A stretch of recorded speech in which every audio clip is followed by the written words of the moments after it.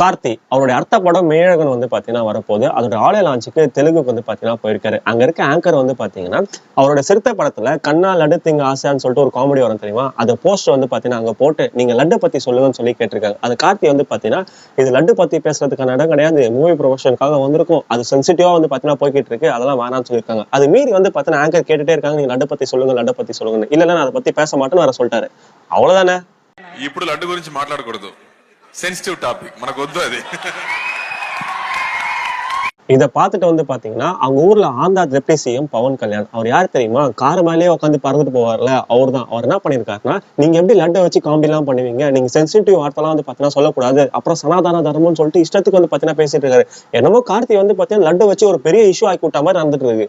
మీరు లడ్డు మీద జోక్లు వేస్తున్నారు. నేను ఒక సినిమా ఫంక్షన్ కూడా చూశాను. Laddu is a sensitive issue అని. Don't you ever say that.